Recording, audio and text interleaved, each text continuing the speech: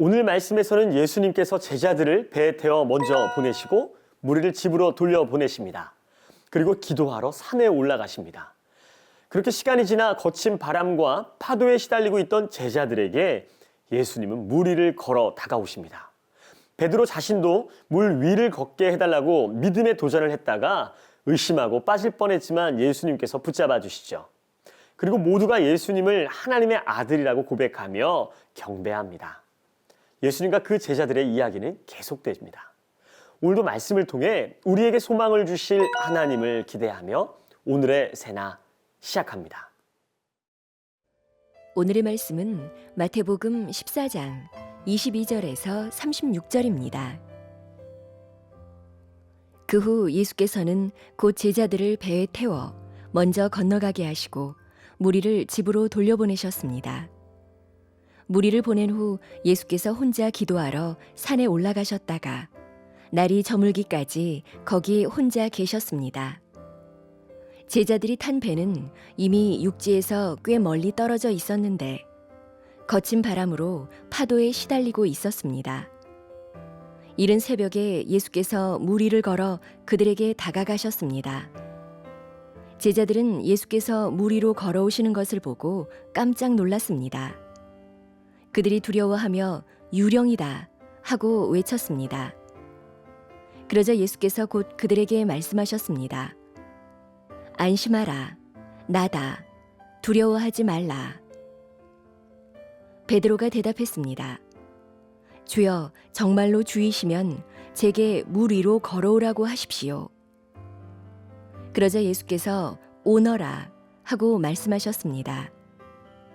그러자 베드로는 배에서 내려 물 위로 걸어 예수께로 향했습니다. 그러나 베드로는 바람을 보자 겁이 났습니다.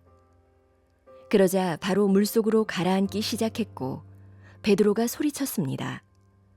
주여, 살려주십시오.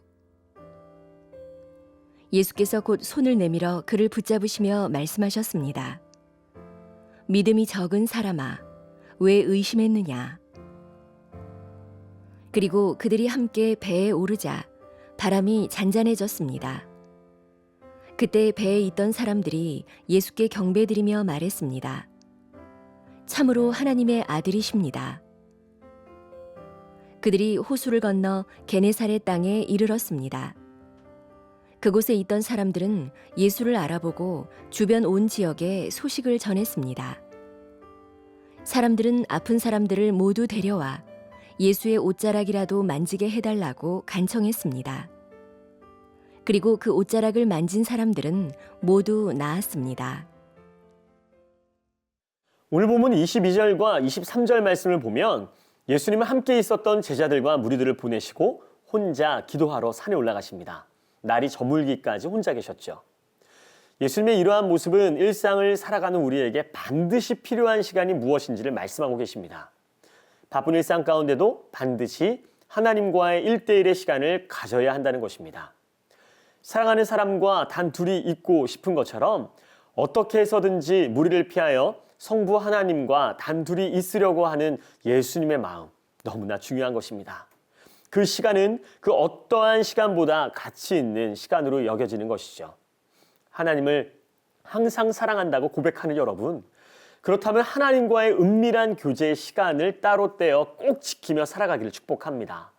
주님을 사랑하는 그 기쁨과 즐거움을 그 어떤 일로도 방해받지도 빼앗기지도 않기를 바랍니다. 그 시간이 여러분의 인생 가운데 가장 중요한 시간이 될 줄 믿습니다.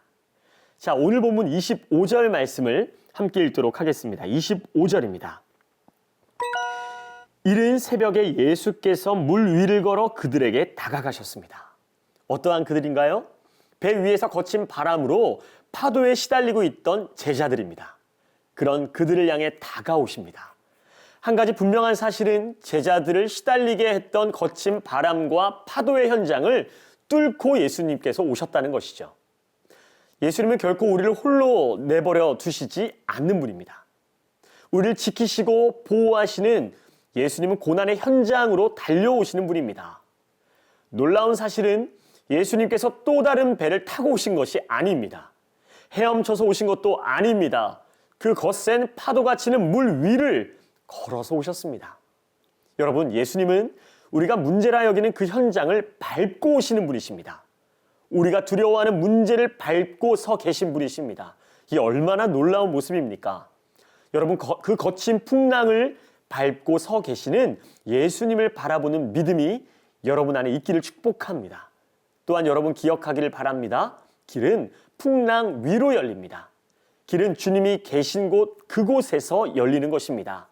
내가 문제로 여겼던 그곳, 그 위에 길이 열린다라는 것이죠.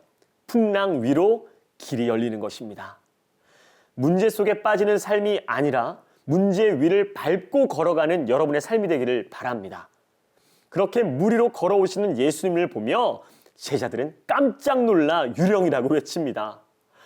여러분, 우리의 이성적인 판단으로 이해가 되지 않으면 예수님도 유령을 만들어버리는 것이 우리의 연약한 모습입니다. 우리의 얕은 기준과 생각의 크기로는 크고 놀라우신 예수님의 행하심과 그 계획하심을 절대로 이해할 수 없다라는 것이죠.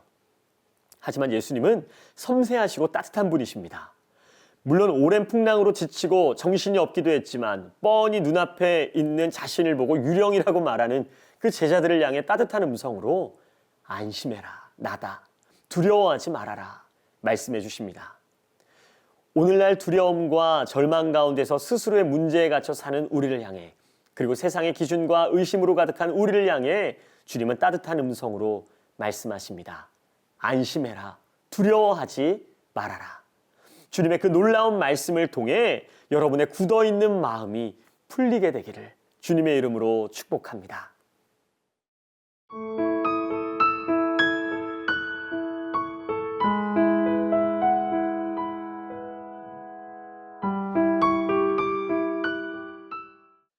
예수님을 유령인 줄 알고 두려워하던 그때 베드로가 대답합니다. 정말로 주님이시면 제게 물 위로 걸어오라고 하십시오. 그러자 예수님이 오너라 말씀하십니다. 그리고 베드로는 예수님의 말씀만을 의지하여 폭풍이 치는 그 바다 위로 뛰어내립니다. 오랜 시간 자신들을 묶고 있던 그 풍랑 위로 뛰어내린 것입니다. 이성적인 사람들에게 있어서는 정말 미친 사람과 같이 보였을지도 모릅니다. 하지만 베드로는 믿음으로 배에서 뛰어내리죠. 그리고 물 위를 걸어 예수님께로 향해 걸어갑니다. 여러분, 믿음은 이러한 것입니다. 세상 사람들이 믿을 수 없고 이해할 수 없는 일들을 예수님을 의지하여 결단하는 삶, 이것이 믿음입니다. 우리의 이성이 받아들일 수 있는 것만을 믿고 그렇지 못한 것은 부정해버리는 그러한 모습은 결코 온전한 믿음이라고 할 수 없습니다. 그런데 이어 재밌는 장면이 나옵니다. 30절에 그렇게 잘 걸어가던 베드로가 순간 바람을 보자 겁이 납니다. 그러자 바로 물속으로 가라앉기 시작했다라고 말씀하고 있습니다. 물속에 왜 빠졌나요? 바람을 보았기 때문입니다. 여러분, 우리의 시선이 예수님을 떠날 때 우리는 순간 방향을 잃고 우리가 밟고 서 있던 문제에 다시 역전될 수 있다는 것입니다. 우리의 문제의 정답은 오직 예수 그리스도입니다. 예수님을 바라볼 때와 그렇지 않을 때의 결과를 우리는 베드로를 통해서 볼 수 있는 것이죠. 그럼에도 베드로의 도전이 참 멋있습니다. 물론 예수님은 베드로를 향해 이 믿음이 적은 사람아 왜 의심하느냐 라고 이야기하셨지만 적은 믿음조차 발휘할 수 없었던 다른 제자들과는 달리 배에서 멋지게 내려 무리를 내디딘 그 베드로의 모습이 참 도전이 됩니다. 여러분, 여기서 주목할 수 있는 것은 이러한 상황 가운데서도 여전히 풍랑은 치고 있었다라는 사실입니다. 오늘 본문 32절에 예수님과 베드로가 함께 배에 오르자 바람이 잔잔해졌다라고 이야기를 합니다. 그 전까지 계속해서 풍랑이 있었던 것이죠. 예수님은 즉시 풍랑을 잔잔하게 하실 수 있는 분이시지만 그렇게 하지 않으셨습니다. 왜일까요?